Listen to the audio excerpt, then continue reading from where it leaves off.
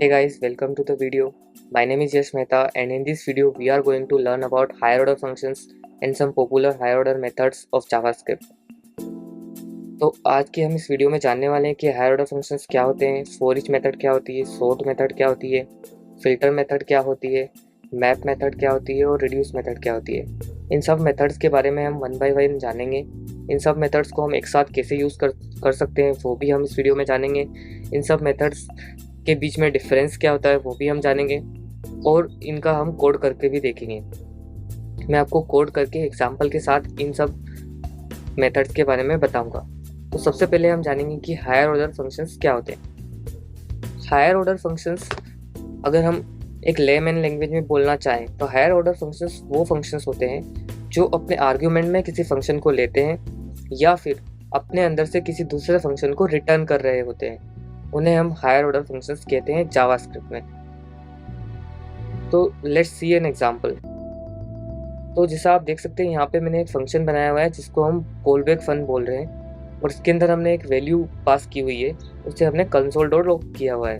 तो जो भी हम इसके पैरामीटर में वैल्यू पास करेंगे उसे ये कंसोल डॉट लॉग कर देगा। और जब हम ये हायर ऑर्डर फन 1 को कॉल करेंगे तो आप देख सकते हैं कि हमने यहाँ से इस कॉलबैक फन को रिटर्न किया हुआ है और यहाँ पे हमने कॉल किया हुआ है callback fun I am return function. तो जब हम इस हायर ऑर्डर फन 1 को कॉल करेंगे, जैसे मैंने यहाँ पे इसे कॉल किया है, तो आप देख सकते हैं कि यहाँ पे कंसोल में आउटपुट आ गया आई एम रिटर्न फन।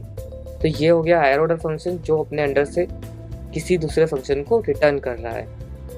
अब देखते हैं कि कोई फंक्शन अपने अंदर एज अ आर्ग्यूमेंट कैसे ले सकता है किसी दूसरे फंक्शन को। तो ये है हमारा हायर ऑर्डर फन 2। इसके अंदर हमने हायर ऑर्डर फन 2 के आर्ग्यूमेंट में हमने पास किया है कॉलबैक फन को।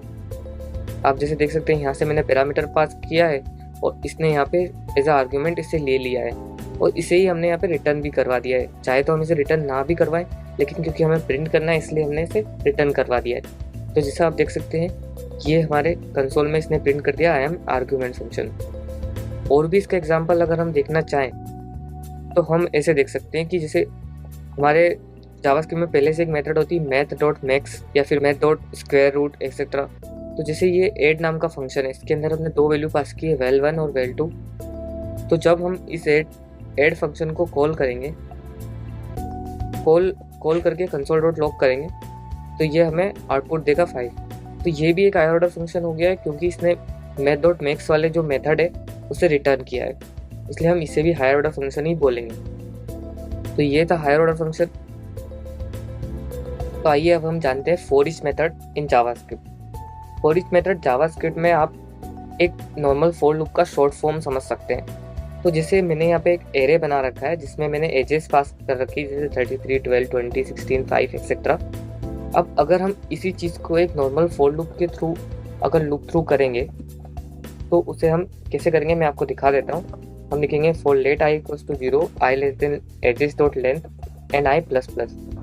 अब जब हम इसे कंसोल डॉट लॉग करेंगे लाइक एजेस एट आई, तो आप देख सकते हैं इसने यहाँ पे इसको लूप थ्रू कर दिया और 1 बाय 1 सारी वैल्यूज को एरे की प्रिंट कर दिया है। लेकिन अगर हमें यही चीज़ फॉर ईच मेथड में करनी है जो कि एक शॉर्ट फॉर्म है, तो हम सिंपली लिखेंगे एरे का नाम डॉट फॉर ईच। जैसे हमारे एरे का नाम अभी एजेस है तो एजेस डॉट फॉर ईच, और इसके अंदर ये कॉलबैक फंक्शन हमें पास करना होता है। इसमें 3 आर्ग्यूमेंट्स होते हैं बेसिकली। एक तो हर वैल्यू जो आने वाली है, जैसे हमें से कुछ भी नाम दे सकते हैं, जैसे एजेस का एज हम दे सकते हैं, फिर उसका जो भी इंडेक्स है वो हमें ये देता है और साथ में एक पूरा अरे भी देता है। तो ये सब वैल्यूज ऑप्शनल है, अगर हम यहाँ पे देना चाहें, अगर हम इन्हें यूज़ करना चाहें तो हम इसे यहाँ पे लिख सकते हैं। अगर हम यहाँ पर अब प्रिंट करना चाहते हैं वैल्यूज़ को 1 बाय 1 तो हम सिंपली लिखेंगे कंसोल डॉट लॉग एज। तो ये देखिए सारी वैल्यूज़ को 1 बाय 1 प्रिंट कर देगा। और अगर हम चाहते हैं कि इसका इंडेक्स भी प्रिंट हो तो हम डायरेक्टली लिखेंगे तो इंडेक्स मतलब इसको कॉन्कैटिनेट कर देंगे तो ये कंसोल डॉट लॉग में हमें इंडेक्स भी दे देगा। और अगर हम चाहते हैं कि हमें पूरा एरे दे तो अगर हम यहाँ पे सिंपली एजेस लिख देंगे तो ये हमें पूरा एरे दे देगा और एरे उतनी बार देगा जितनी वैल्यूज हमारे एरे में प्रेजेंट है। तो ये था फॉर ईच मेथड। तो आइए जानते हैं filter method. Filter method is basically the method which allows us to filter things from the array. Filter method हमें फैसिलिटी देता है एरे में से एलिमेंट्स को फिल्टर करने की on the basis of any condition. तो आइए जानते हैं कि फिल्टर मेथड कैसे काम करता है। तो सबसे पहले तो मैं आपको फिल्टर मेथड को एक नॉर्मल फॉर लूप के थ्रू समझाऊंगा कि जो चीज़ हम नॉर्मल फॉर लूप से करते हैं वही चीज़ हम फिल्टर मेथड से बहुत ही शॉर्ट फॉर्म में कैसे कर सकते हैं। तो जैसे मैंने यहाँ पे एक ही एरे डिक्लेयर कर ही रखा है पहले से एजेस, जिसके अंदर मैंने कुछ एजेस पास कर रखी है। फिर मैंने एक नया एरे बनाया है जिसको हम बोलेंगे कैन ड्राइव, जो हम चाहते हैं कि हम इस एरे में से निकालें 18 से ऊपर वाले लोग जो ड्राइव कर सकते हैं, और हमें उन एलिमेंट्स को एक नए एरे में डालना है।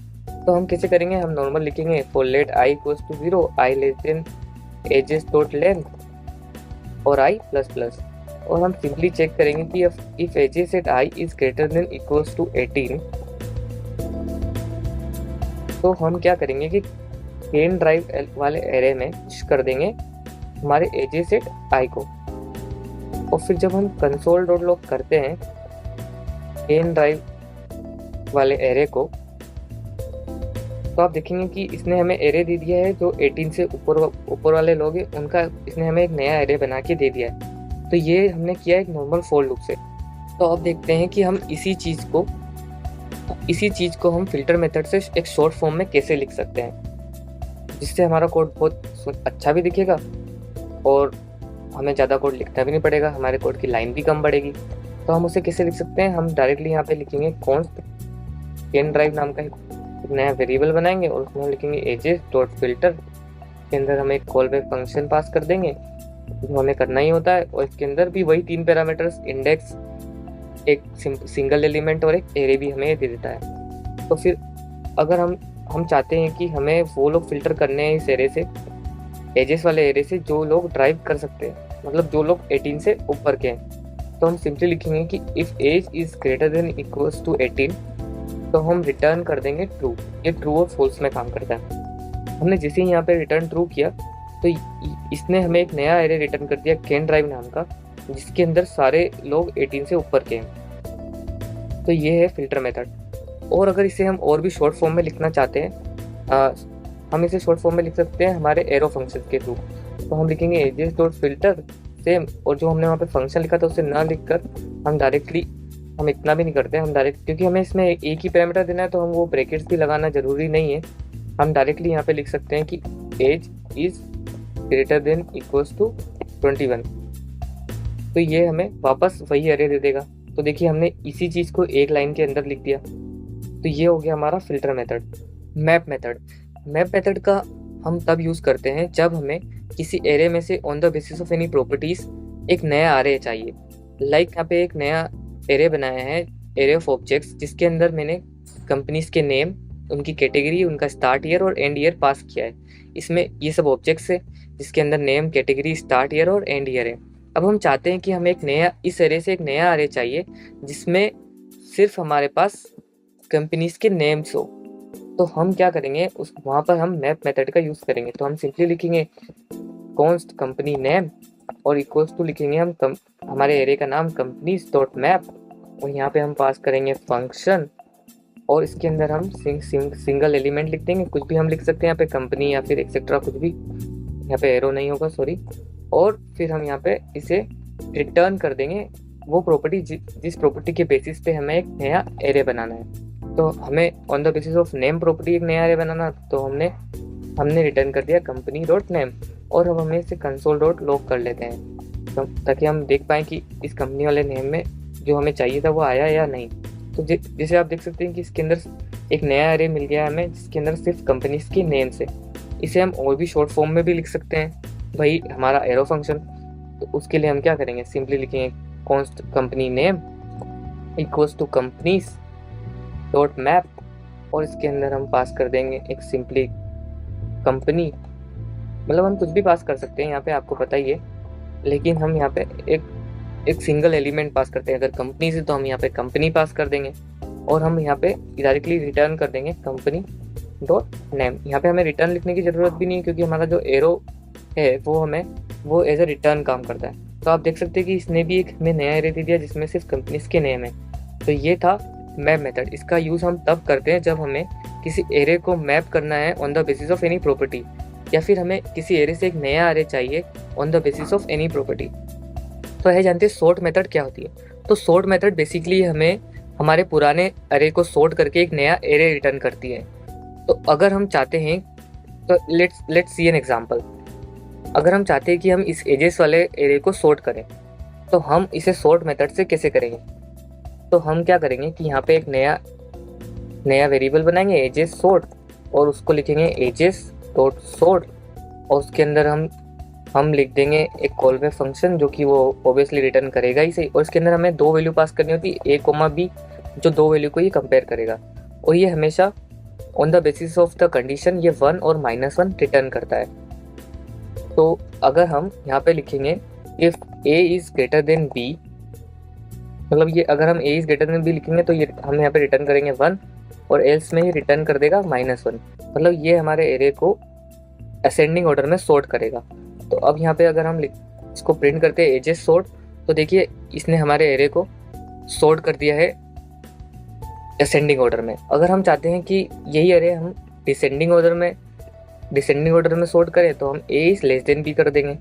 तो इसने हमारे एरे को डिसेंडिंग ऑर्डर में सॉर्ट कर दिया है। तो ये होता है सॉर्ट मेथड। और अगर हम चाहते हैं कि इस कंपनीज वाले एरे को on the basis of start year sort करें, तो हम कैसे कर सकते हैं। तो आइए देखते हैं। तो हम लिखेंगे const company sort equals to companies dot sort. इसमें मैं यहाँ पे एरो फंक्शन यूज करूंगा, इसके अंदर हम 2 वैल्यू पास करेंगे। अभी हम यहाँ पे C1, C2 पास कर देते हैं, एरो लगाएंगे, और यहाँ पे हम टर्नरी ऑपरेटर का भी यूज करेंगे जो इफ एल्स का शॉर्ट फॉर्म होता है। तो हम यहाँ पे सिंपल लिखेंगे C1 is greater then C2 है, C1 dot start is greater then, ये क्योंकि हम ईयर के बेसिस पे सॉर्ट कर ले इसलिए हम लिखेंगे C1 डॉट स्टार्ट। और अगर C1 dot start is greater then C2 dot start है तो हम रिटर्न करेंगे -1, एल्स हम रिटर्न करेंगे अगर C1 dot start is greater then C2 dot start है तो हम रिटर्न करेंगे 1, एल्स हम रिटर्न करेंगे -1। तो ये हमें कंपनी सॉर्ट वाले में वेरिएबल में एक नया एरे रिटर्न कर देगा जो कि सॉर्टेड होगा on the basis of company के स्टार्ट ईयर के। तो जैसे आप देख सकते हैं, इसको मैं थोड़ा सा बड़ा कर देता हूँ। तो जैसे देखिए यहाँ पे हमारी सारी companies on the basis of company के स्टार्ट ईयर से सॉर्ट हो गई है। इससे हम इसे असेंडिंग और डिसेंडिंग ऑर्डर में भी कर सकते हैं। तो ये था हमारा सॉर्ट मेथड। Reduce method. तो आइए जानते हैं कि रिड्यूस मेथड क्या होता है। तो रिड्यूस शब्द से ही हमें पता चल रहा है, रिड्यूस मतलब कम करना या फिर छोटा करना। तो रिड्यूस मेथड क्या करता है कि हमारे एरे को on the basis of any condition एक सिंगल वैल्यू में रिड्यूस कर देता है। तो मान लीजिए कि अगर हमें इस एजेस वाले एरे का सम चाहिए, तो हम वहाँ पर एक सिंपल फॉर लूप भी यूज कर सकते हैं, वो हमें पता है कि कैसे करते हैं। लेकिन अगर हमें वही रिड्यूस मेथड से कैसे करना है वो मैं आपको बताता हूँ। तो देखिए हम क्या लिखेंगे यहाँ पे, const sum equals to ages dot reduce, और इसमें हम ये रिड्यूस मेथड हमारा 2 आर्ग्यूमेंट्स को लेता है। पहला आर्ग्यूमेंट होता है एक कॉल बैक फंक्शन। इस कॉल बैक फंक्शन के अंदर भी हम 2 आर्ग्यूमेंट्स पास करते हैं। तो कुछ भी हम वेरिएबल लिख सकते हैं, जैसे कि हमें इसका टोटल चाहिए तो हम इसमें टोटल पास कर देंगे, और हमें एक सिंगल वैल्यू भी पास करनी होती है, जैसे कि एज से तो हम उसका सिंगल कुछ भी पास कर सकते हैं, जैसे कि हमने यहाँ पर एज पास कर दिया है। और इसका जो इस फंक्शन का जो सेकेंड आर्ग्यूमेंट होता है वो होता है कि जो हमें चाहिए इस एरे से रिड्यूस्ड वैल्यू, उसको हमें कहाँ से स्टार्ट करना है, उसका इनिशियलाइजेशन क्या होगा। तो जैसे कि यहाँ पे हम देख सकते हैं कि इसका जो सेकेंड आर्ग्यूमेंट है वो हमने 0 लिखा है, क्योंकि हमें इस एरे का सम चाहिए। तो आपको पता है हमें जब भी किसी एरे का सम करना होता है तो हम उसे 0 से स्टार्ट करते हैं। तो हम अब क्या करेंगे, हम सिंपल रिटर्न करेंगे टोटल प्लस एज। तो ये हमें दे देगा इस एरे का सम। कंसोल डॉट लॉग करेंगे हम सम। तो इसने इस एरे को सॉर्ट कर दिया एक सिंगल वैल्यू में जो कि इस एरे का सम है, ठीक है। और अगर हम चाहते हैं कि हम इस एरे का मल्टीप्लिकेशन करें, तो हमें पता है कि हम मल्टीप्लिकेशन को हमेशा स्टार्ट करते हैं 1 से, क्योंकि अगर हम 0 मल्टीप्लाई बाय 0 करते रहेंगे तो वो पूरा एरे हमें 0 रिटर्न कर देगा। तो अगर हमें इसका एरे का मल्टीप्लिकेशन चाहिए तो हम सिंपल इसमें 1, यहाँ पे सेकेंड आर्ग्यूमेंट में 1 पास कर देंगे। तो ये हमें इस एरे का यहाँ पे हमें टोटल मल्टीप्लाई बाय एच करना होगा। तो आप देख सकते हैं कि इसने हमें इस पूरे एरे का मल्टीप्लिकेशन रिटर्न कर दिया है। तो ये होता है रिड्यूस मेथड। जब भी हमें एरे को on the basis of any condition एक सिंगल वैल्यू में रिड्यूस करना होता है, तो हम वहाँ पर रिड्यूस मेथड का यूज़ करते हैं। इसे एक साथ कैसे यूज़ कर सकते हैं? तो अगर हमें इन तीनों मेथड्स को एक साथ यूज़ करना है, तो हम इस एजेस वाले एरे का ही एक एग्जांपल ले लेते हैं, जिसको हम बोलेंगे कंबाइन। एक नया वेरिएबल बना लेते हैं कंबाइन। तो हम लिखेंगे एजेस डॉट मैप। हम चाहते हैं कि इस एजेस वाले एरे को हम मैप करें on the basis of in some elements का स्क्वायर। ये हमें एक नया एरे रिटर्न करना चाहिए इन सब का स्क्वायर करके।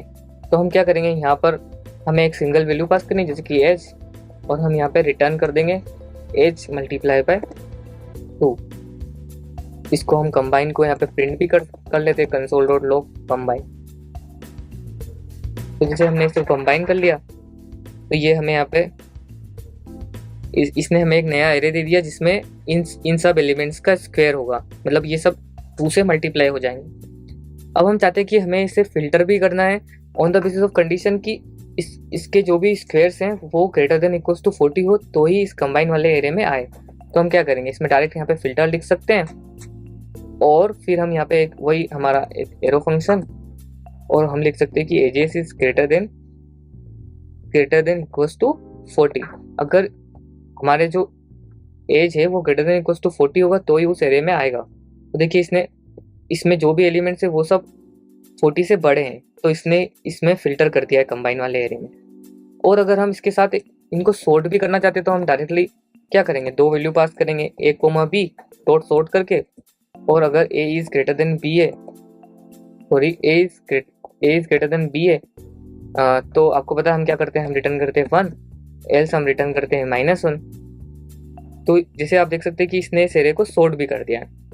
और अगर हम चाहते हैं कि इन सब कंडीशन के बेसिस पे हम इस पूरे एरे को एक सिंगल वैल्यू में रिड्यूस करें, तो हम इसे सिंगल वैल्यू में रिड्यूस करने के लिए क्या करेंगे, सिंपल यहाँ पे लिखेंगे रिड्यूस। और आपको पता है हम इसमें दो चीज़ें पास करते हैं, एक तो जो भी हमें चाहिए टोटल जैसे, और एक सिंगल वैल्यू के लिए हम ए ले लेते हैं।